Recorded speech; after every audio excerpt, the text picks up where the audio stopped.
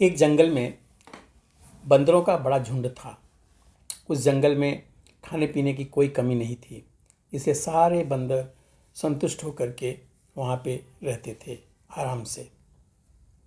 एक दिन एक वैज्ञानिक अपनी बेटी के साथ उसी जंगल में शोध करने के लिए आया। अपना तंबू लगाने के बाद वैज्ञानिक पौधों के नमूने इकट्ठा करने के लिए बाहर निकल गया, लेकिन उसकी लड़की तंबू की सुंदरता को देखकर रुक गई। उसने पहले ज़मीन पर एक पुराना कालीन बिछाया, फिर उस पर बिस्तर लगाया, तंबू के बीच में लालटेन जलाई और लटकाई और उसके नीचे एक छोटी मेज पर सफ़ेद सेब से भरा हुआ एक कटोरा रख दिया। वह सेब देखने में बहुत ताज़ा और सुंदर लग रहे थे। सारे बंदर लालच से उस कृत्रिम सेब को देख रहे थे। तंबू के सामने जगह साफ करने के लिए उसकी लड़की बाहर निकली। तभी एक बंदर तेजी से झपट्टा मारा और एक कृत्रिम सेब उठा लिया। उसी समय लड़की की नज़र उस पर पड़ गई। लड़की ने तुरंत बंदूक उठाकर निशान लगाया और गोली दाग दिया, लेकिन तभी सारे बंदर वहाँ से भाग गए। काफ़ी देर के बाद सारे बंदर रुक गए। जब उन्होंने देखा कि अब कोई उनका पीछा नहीं कर रहा है, चोर बंदर ने हाथ उठाकर सबको सेब दिखाया। सभी बंदर हैरत से और ललचाई नज़र से उस बंदर को देखते जा रहे थे।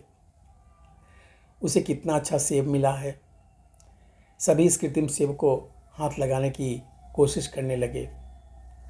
चोर बंदर ने सबको फटकार कर यह कृत्रिम सेब लिया और एक पेड़ की सबसे ऊंची शाख पर जाकर के सेब खाने के लिए मुंह में दबा लिया। कृत्रिम सेब बेहद कड़े प्लास्टिक से बना था। बंदर के दांतों में चबाने से दर्द शुरू हो गया। बंदर ने 2-3 बार कोशिश की, लेकिन हर बार दर्द होने लगे।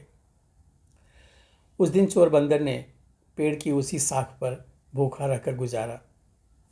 अगले दिन वह पेड़ के नीचे उतरा। सभी बंदरों ने उसे सम्मान से देखा, क्योंकि उसके हाथ में वह कृत्रिम सेब मौजूद था। दूसरे बंदरों ने उसे खूब सम्मान दिया। जब उसका सम्मान करते हुए चोर बंदर ने देखा तो अपनी सेब की पकड़ और मजबूत कर ली। अब दूसरे बंदर फलों की तलाश में निकले। एक पेड़ से दूसरे पेड़ तक कूद कूद कर फल तोड़ करके खाने लगे। चोर बंदर के हाथ में कृत्रिम सेब था, इसलिए वह पेड़ पर नहीं चढ़ सकता था। वह सेब को हाथ से नहीं छोड़ना चाहता था, इसलिए वह दिन भर भूखा प्यासा रहा और यही सिलसिला आगे कुछ दिन तक चलता रहा। हालांकि दूसरे बंदर उसके हाथ में कृत्रिम सेब देखकर उसका सम्मान करते थे, लेकिन उसे खाने के लिए कुछ नहीं देते थे। चोर बंदर भूख से इतना निढाल हो गया कि अब वह उसका आखिरी वक्त नजर आने लगा।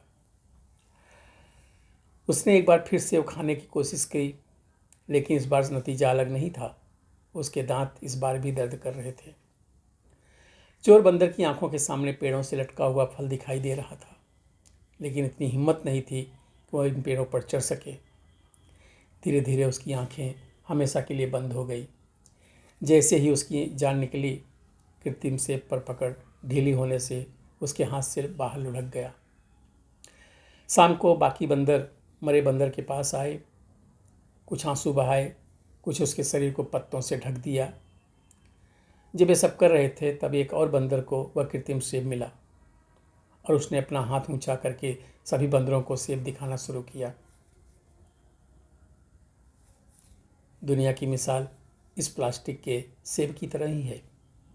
इससे कुछ नहीं मिलता, जबकि इसे देखने वाले प्रेरित जरूर होते हैं और दुनिया को हाथ में रखने का जो दावेदार हैं, आखिर में इस दुनिया से खाली हाथ ही चले जाते हैं।